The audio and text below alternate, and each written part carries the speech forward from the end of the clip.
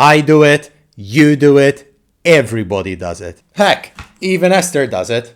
Who do you compare yourself to? The sexy bitch next door? She squats more than you? She has a bigger bench than you? She has a nicer ass than you? What is up, guys? Kurt here. Welcome to the video.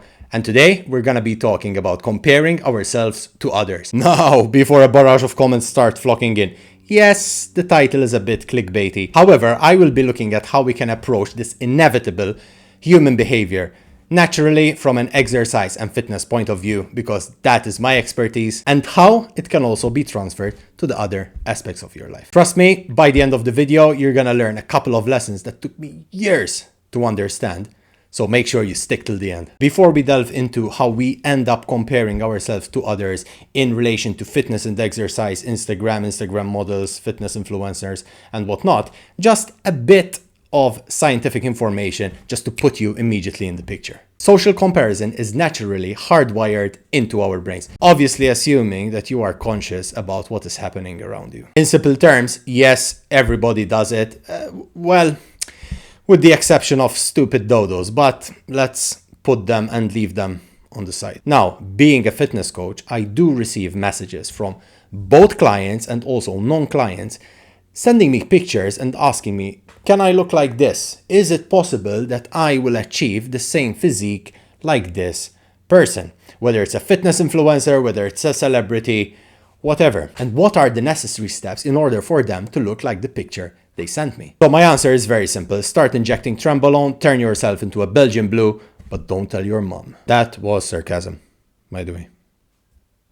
I hope you actually got it. Yesterday I received a message from someone who was not a client, and that was actually the inspiration for this video. The message goes like this. I'm gonna put it up on the screen so you can actually follow with me. Hey Kurt, great content. I love your stuff. Hi, sure, go ahead, willing to help if I can. This is where the interesting part comes in. I've been training for over 2 years with a good friend of mine. We started together and we have helped each other a lot. We take same supplements, creatine, protein powder, BCAAs,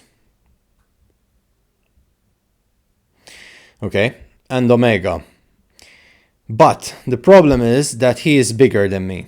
Bigger chest, shoulders, biceps, and also makes progress much faster. Why can't I have the same physique like him? We do everything the same. Thanks for your help and great content. So I actually called the guy, gave him a quick video call, and we spoke about it. And now I want to share what my answers were. Now, I want you to imagine this. Imagine me comparing myself to someone who is a goddamn sauce fiend brick house of a genetic freak on this Azul. Can you actually imagine that? This guy, for all those who don't know him, is called Derek from MorePlatesMoreDates. That's his YouTube channel name. Go and check him out. He has tons of really good information. And in fact, I came across this guy when I was doing research. Remember that word, research. I want you to hold on to that, and I will explain in a second. Let's say I actually do compare myself to this guy. Am I comparing apples to apple, or am I comparing apples to some sort of other flippin' fruit that I don't even know the name of? Questions will arise, like, why can't I have the same shoulder size? Why can't I be as huge and jacked as he is? Well, in reality, there are many variables and many different answers. And the first one is PEDs. PEDs is an acronym for Performance Enhancing Drugs. Now, I am not pointing fingers. This guy is an expert when it comes to the use of PEDs, side effects, and everything that surrounds the world of PEDs. So I'm not pointing fingers, but he actually says it himself that one of the contributing factors to achieving such a massive physique is actually PEDs. And the truth is, even if I had to take the same PEDs, train exactly like Derek, train with him, eat the same, have the same sleep, we are not going to be the same. And why is that? And that is the second reason. Genetics. Genetics play such a big role when it comes to determining how you look, how much muscle your body can hold, and how much muscle you can build. And this is not just about building muscle, it's also about fat loss. Now, don't mistake this for an excuse. I don't want to hear, you said genetics, my genetics are shit, so I cannot lose weight. No, you're not losing weight because you are not in a calorie deficit. As always, calories in, calories out, you cannot break the law of thermodynamics. So you can't beat physics and you can't beat science. So don't use this as an excuse. However, genetics do play a role when it comes to metabolism, muscle bellies, and the structure of the human and how the human body operates. So keep that in mind as well. At the end of the day, when it comes to building muscle and looking a certain way is very, very much attributed to genetics. Everybody has strong points, everybody has weak points. What you need to do is identify those weak points, weak body parts, prioritize them, and then emphasize and literally train hard. How hard, you may ask? Harder than last time. That's how hard you should train. Exactly. Like Greg said, harder than last time. And the third factor that will also have a big role when it comes to building muscle, losing fat, and everything which is fitness related is consistency and discipline. Now, these two factors, you hear me talking about them quite often because they are essential. You need these two in order to achieve and go where you want, whether it's in fitness, whether it's in life, but in this case, when it comes to fitness, you need to be really consistent. And again, it's not a sprint, it's a marathon. So it takes time. Keep in mind, shortcuts, they might be fun in the short term, but what about the long term? So think about that. Kurt, didn't you say that comparing ourselves to others is absolutely normal? So what the hell am I gonna do? That is actually a very good question. Let's look at how we can manipulate this natural human behavior and turn envy into research and also motivation.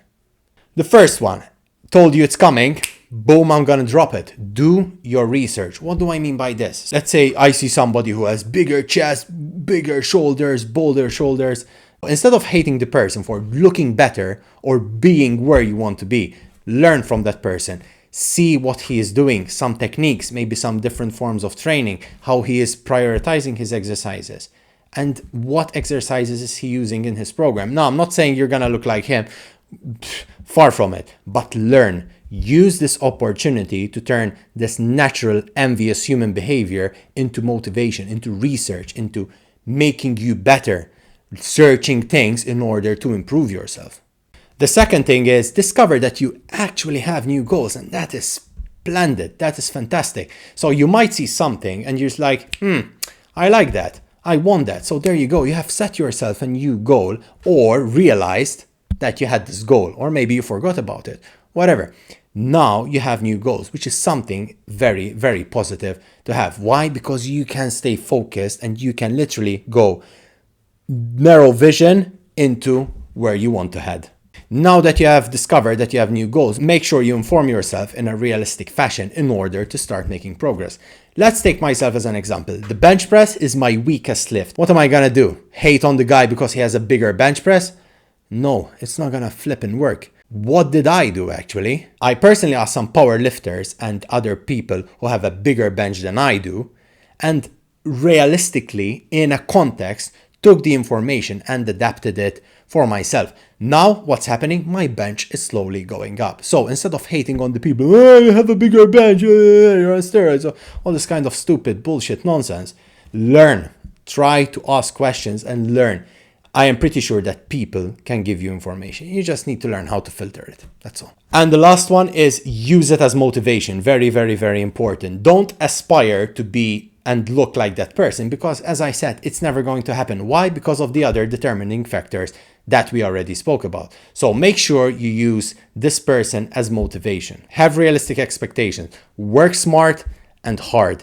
Very important in that order. And make sure that you push yourself out of the comfort zone. Lift that extra kilo of weight.